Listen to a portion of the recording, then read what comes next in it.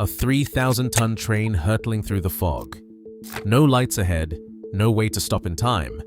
For over 100 years, railroads faced a choice: gamble hundreds of lives on blind luck, or strap explosives called torpedoes directly to the rails as a last warning. One bang under your wheels meant emergency stop. Two bangs were your only chance to slow before disaster. It sounds insane, yet it was the only hope against the deadliest threat on the rails. Why would railroads trust a bomb more than a signal, and what finally made them stop? The answer begins on the edge of disaster. A freight train in 1920 weighed over 3,000 tons, more than a dozen fully loaded 747 jets. Once that much steel and cargo got moving at 60 miles per hour, it became a force that no ordinary brakes could tame in a hurry.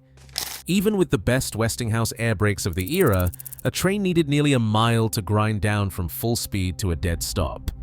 That is 80 football fields, or the length of the Brooklyn Bridge. The engineer knew the numbers by heart. At 60 miles per hour, you needed at least 50 seconds and a mile of clear track ahead.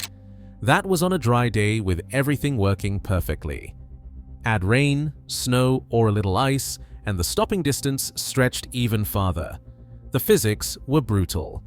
Every extra car added more weight, more momentum, and more risk. If a cow wandered onto the tracks or a wagon stalled at a crossing, there was no hope of stopping in time. The brakes hissed, the wheels screamed, but the laws of motion did not care. A train could not swerve, could not dodge, could not even slow down quickly. Once the signal was missed or the hazard appeared out of the gloom, all the engineer could do was clamp the brakes, grip the throttle, and pray. Nighttime made it even worse. A lantern's glow vanished in the fog. A red flag might as well have been invisible. The only sure thing was the math: 3,000 tons, 1 mile to stop, and no second chances. That is why every crew member lived with a kind of quiet dread. The next curve, the next patch of mist, could hide a stalled engine or a broken bridge. The only thing standing between safety and disaster was a warning loud enough to break through the roar of steel and steam. Without that warning, a rear-end collision could erase an entire train in seconds. For decades, that silent mile of darkness was the most dangerous stretch in America. In the thick of a Midwestern winter, fog clings to the rails like a living thing. The caboose rocks gently, lantern glass rattling against the wall, but outside, the world has vanished. There are nights when the engineer cannot see the signal post until it is already behind him. Sometimes, even the fireman, his face pressed to the window, cannot make out the next rail joint, just the swirling gray. The headlight throws a pale disk, swallowed whole by the mist. Storms turn the job into guesswork. Rain flattens flags against the pole. Wind snuffs lanterns before the glass can even frost over. On the worst nights, you step off the rear platform and the darkness eats your boots. No moon, no stars, just the hiss of steam and the distant hollow clatter of the rails. You listen for the sound of another train, but the fog muffles everything. Some men told stories of wrecks where the crew never saw a thing. A passenger train running blind through a river valley slams into a stalled freight. The only warning is the crunch of steel and the sudden, sickening lurch as cars pile up like tin cans. The Interstate Commerce Commission kept tallies, hundreds dead each year, most of them in rear-end collisions. In dense fog, even a flagman waving a lantern might as well be invisible 10 feet away. Sitting in the caboose, you feel powerless. Your job is to protect the rear, but in weather like this, you are just another shadow in the dark. The train could stop dead for a burst hose or a fallen tree, and you would have seconds to react. Without some way to break through the silence, the next express barreling down the line would not even know you were there until it was too late. In those moments, you start wishing for something louder than a whistle, something no storm could hide. A torpedo fit in the palm of your hand, but it felt heavier than it looked. The shell was pressed tin, shaped like a squat red turtle, with a belly packed full of powder and sand. Every flagman learned to respect its weight. The lead straps were soft enough to bend with your thumbs, but strong enough to grip the rail even when the ground shook from a passing freight. You would take one from the kit, feel the wax that sealed the edges, and check for leaks. The wax kept the rain out and the powder dry, even on nights when the mist soaked through your gloves. Inside, the charge was simple but deadly. Potassium chlorate and sulfur were mixed with fine sand to keep the powder from clumping and to help it grind under the wheel. A percussion cap was buried in the middle, waiting for the right kind of pressure, a hammer blow from a steel tire weighing thousands of pounds. That is what set it off. Not a drop, not a careless toss, but the focused crush of a locomotive's wheel, forcing everything together in an instant. The chemistry was old, the kind that miners and soldiers trusted in the 19th century. But the real genius was in the straps. Lead was malleable, easy to bend around the railhead, and it would not snap in the cold. You could clamp a torpedo on in seconds, even with frozen fingers, and know it would stay put until the train came. The shell itself was painted red or orange, sometimes stamped with a warning, but often just blank metal. A torpedo did not look like much, a puck with a couple of wings.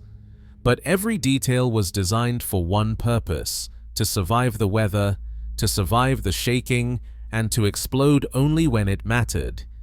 You could trust it to do its job, even if you could not trust the night or the fog.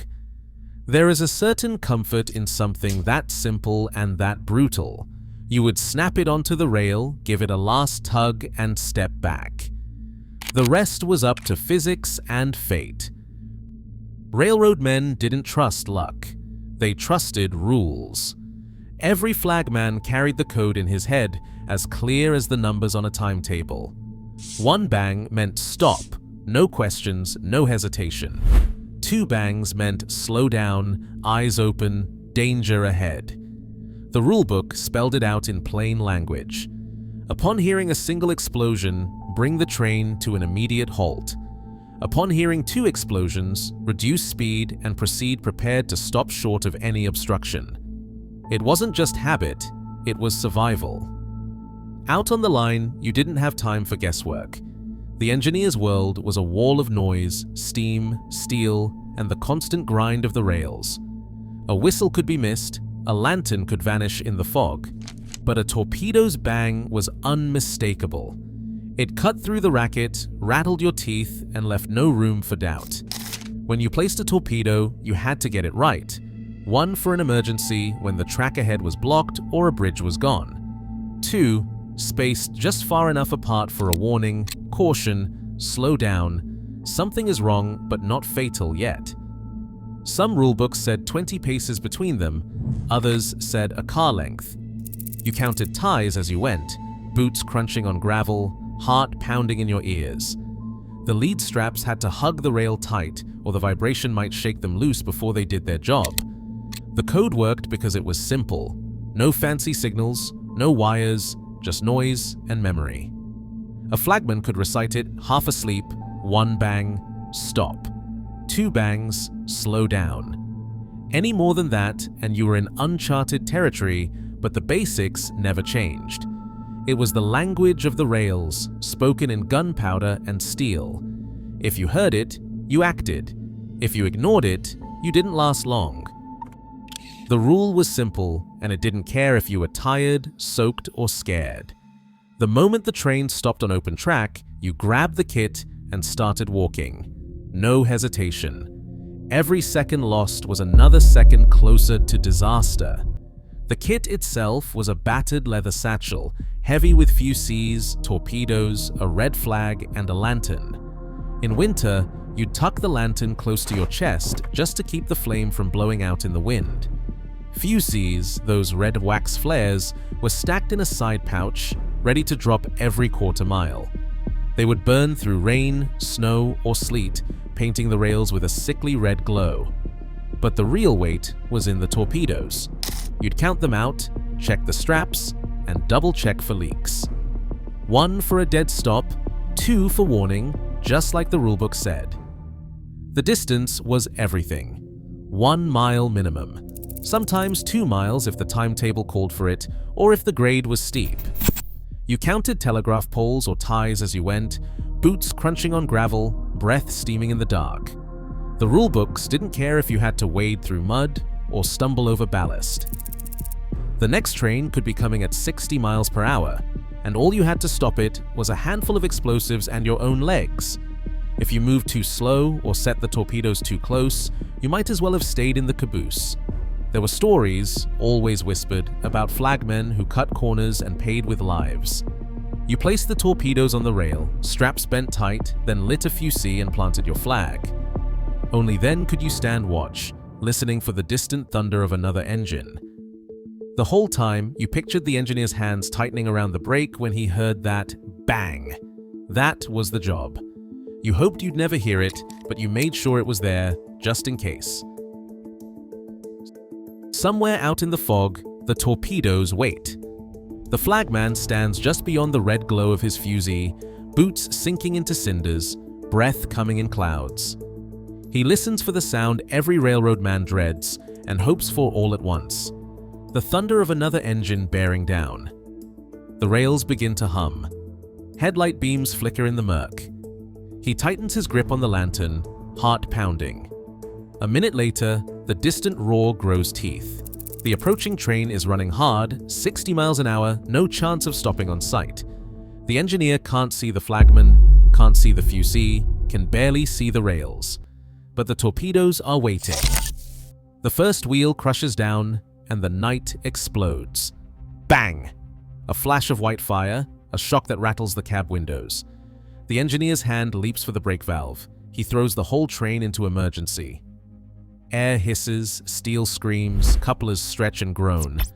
The second torpedo goes off, a double warning, unmistakable. The cars shudder as brakes bite into the wheels.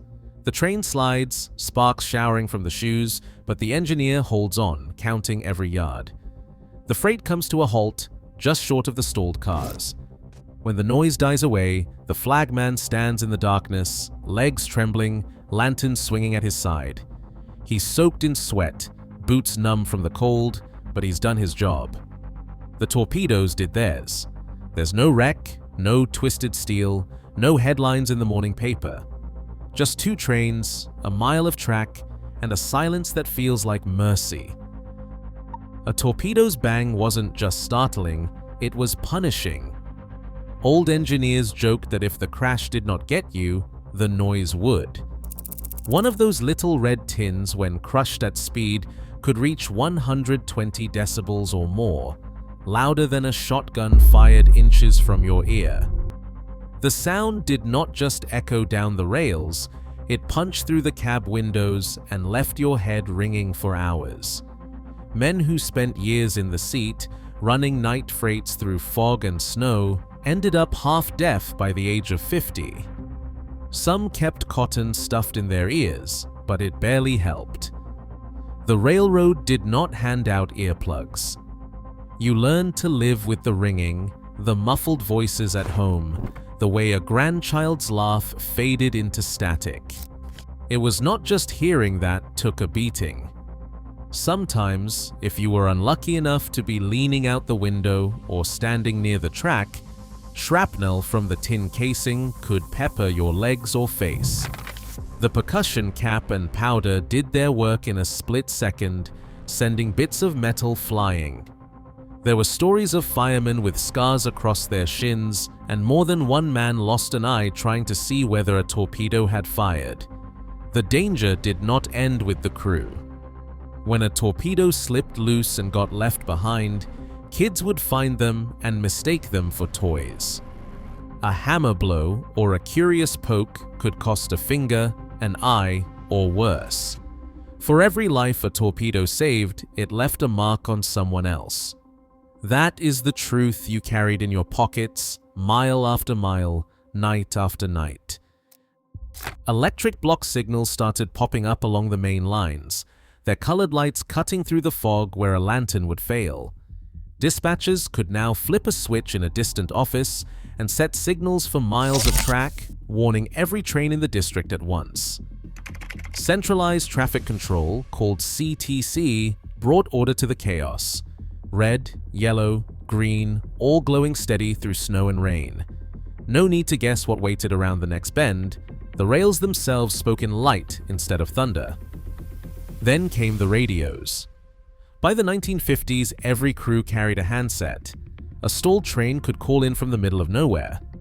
Engine 401 stopped at milepost 92. No more sprints into the darkness. No more pockets full of gunpowder. The flagman's old skills, counting ties, wrapping lead straps, praying the torpedo would hold, became relics almost overnight. Railroads did not mourn the change. Lawsuits from injured children, engineers losing their hearing, and the constant risk of stray torpedoes made the old ways a liability. By the late 1980s, most major lines banned torpedoes outright. A few short lines held on out of habit or nostalgia, but by the 1990s, even those faded away. The rulebooks still mention them, tucked between blue flags and fusees, but nobody carries them anymore. The bang is gone, replaced by the silent certainty of circuits and voices on the wire.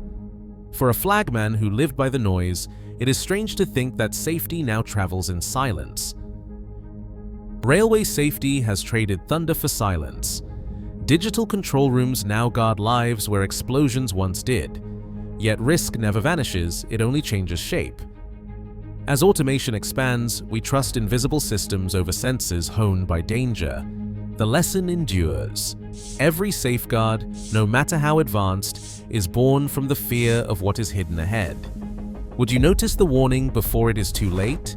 Let me know what you think below.